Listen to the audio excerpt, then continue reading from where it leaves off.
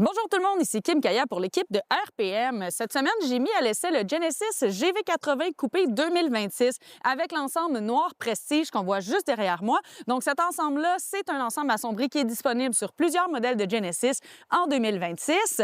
J'ai eu la chance de rouler le véhicule quand même longtemps. Je suis présentement d'ailleurs au Vermont et je vous présente 3 forces et 3 faiblesses que j'ai trouvées au véhicule.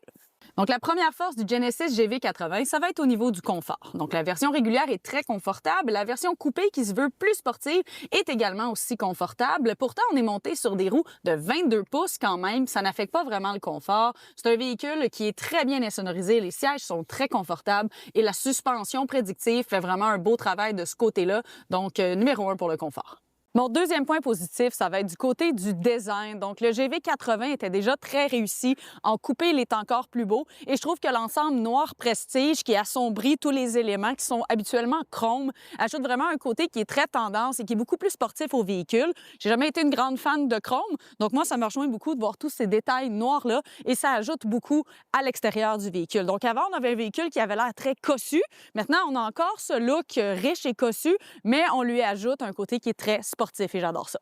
Ma troisième force, ça va être au niveau des coûts de possession. Donc, entre autres, chez Genesis, on a une longue garantie de 5 ans, 100 000 km avec les entretiens inclus. On vous envoie même un service valet avec un véhicule de courtoisie chez vous. Donc, de ce côté-là, on est supérieur aux marques allemandes et aux marques japonaises qui, généralement, vont avoir respectivement 4 ans, 80 000 ou 3 ans, 60 000 km de garantie avec un service qui inclut pas nécessairement tous ces bonus-là et que vous devez payer de votre poche. Donc, même si c'est un véhicule qui est dispendieux à l'achat, quand on considère les coûts d'entretien qu'on n'a pas à défrayer pendant les 5 premières années et la longue garantie, bien, ça vient éponger un petit peu le coût et ça devient assez avantageux au niveau du portefeuille quand on est dans cette gamme de prix-là.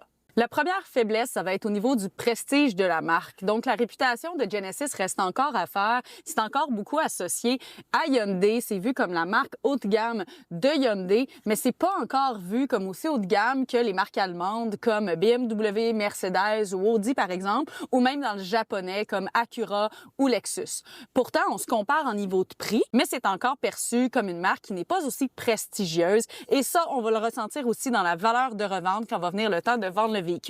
Pour mon deuxième point négatif, ça va sembler être un détail, mais ça a vraiment été un irritant pour moi pendant la conduite. Donc, je m'explique. Quand on tombe dans des véhicules de ce prix-là, on parle du modèle à l'essai ici de 108 000 les détails vont vraiment faire la différence dans la vie à bord. Donc, une chose qui est importante pour moi, c'est l'ergonomie dans le véhicule. Et au niveau de la console centrale, on a 2 molettes de contrôle, donc une qui contrôle l'écran et une qui est le sélecteur de vitesse. Et ils sont exactement de la même grosseur et ça m'est arrivé à plusieurs reprises de me tromper entre les deux. Donc ça a été vraiment un irritant. C'est un problème au niveau de l'ergonomie de la console.